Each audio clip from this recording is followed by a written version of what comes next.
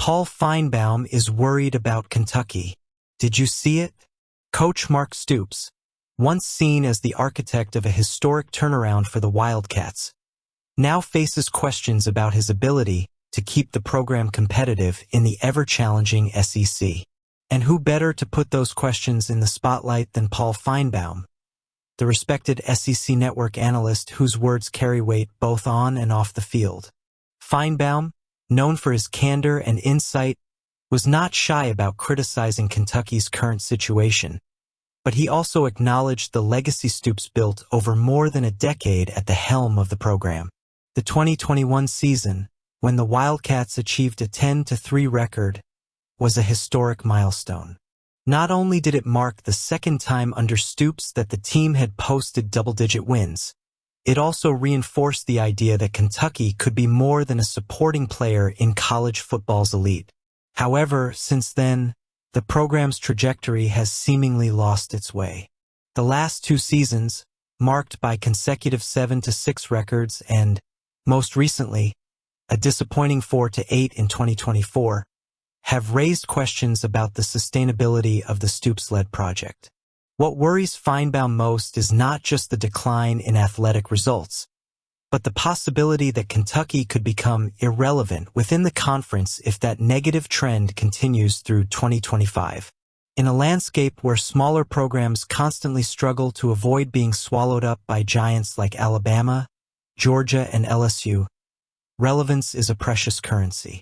For Finebaum, the direction of the program needs to change, and that inevitably involves Stoops' performance.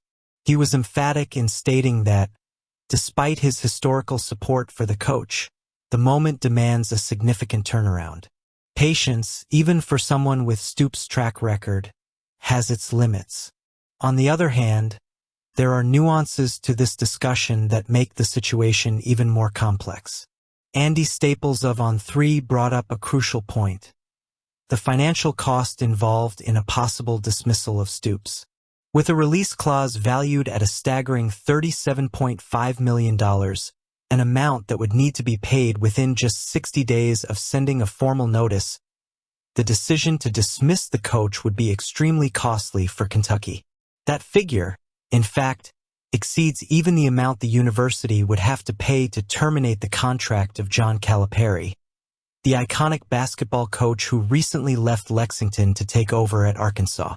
Given these astronomical numbers, Staples argues that Stoops' job is, in effect, guaranteed, regardless of performance in the coming seasons. This duality between the need for change and financial constraints places Kentucky at a crossroads. On the one hand, there is external pressure for the program to get back on track and rank among the best in the SEC. On the other hand, there is the economic reality that prevents an abrupt transition in coaching. Stoops, with his 77-73 record, remains the most successful coach in Kentucky history, an achievement that cannot be ignored. However, college football is a sport driven by immediate results, and the patience of fans and administrators tends to be inversely proportional to the size of the investment made in the program. Another point raised by Finebaum is the issue of NIL, a tool that has transformed college football recruiting. According to him, Kentucky may not be as aggressive as it should be in this regard, which may be directly impacting the quality of the roster available to Stoops. In an era where attracting top talent depends not only on tradition but also on financial resources and marketing strategies, falling behind in the NIL game can be fatal for any program that aspires to compete at the top. Despite the concerns, it is important to note that Kentucky still has positive elements within its program. Stoops has proven over the years that he is capable of achieving remarkable feats with a program that has historically been overshadowed by more powerful rivals. Let's move forward anyway. Kentucky basketball's season under Mark Pope has been a roller coaster of challenges and triumphs. However, in recent games, the team has begun to show clear signs that it is finding its rhythm, especially with the gradual return of key players such as Andrew Carr and Lamont Butler. These two players have shown an increasing impact on the team, injecting new energy into a roster that already carries the Wildcats' tradition of excellence. Andrew Carr, a versatile forward whose scoring ability and defensive presence are undeniable, is proving to be a real difference-maker for Kentucky.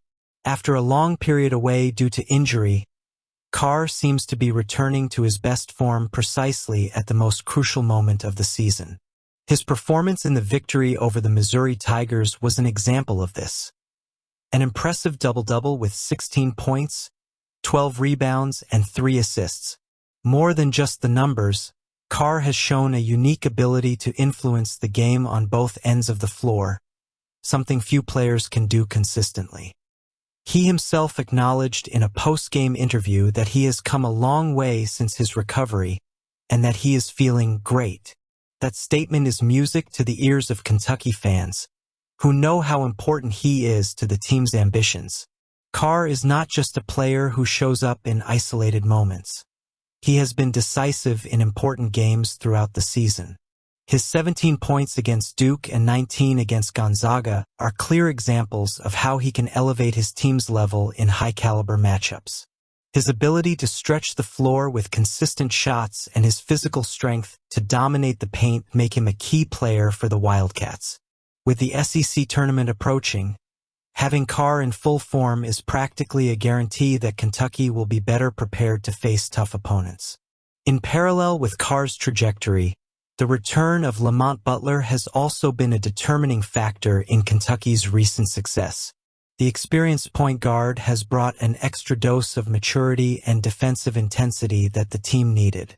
Against Missouri, Butler finished with 8 points and 2 assists, but his numbers don't tell the whole story. His ability to control the pace of the game and impose his brand on defense was essential to the Wildcats' triumph. In addition, Butler has shown increasing confidence with each game, something that tends to positively reflect on the overall chemistry of the team.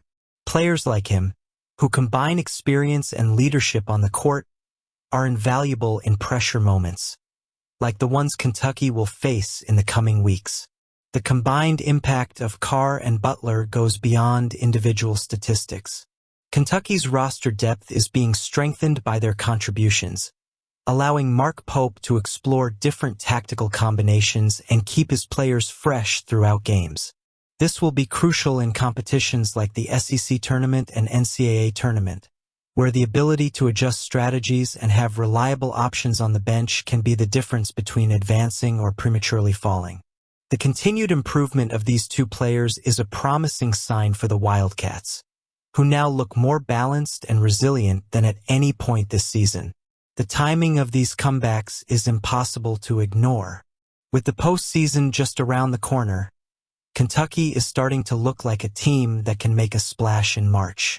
The combination of young talent, veteran leadership, and Mark Pope's tactical expertise creates an exciting scenario for fans.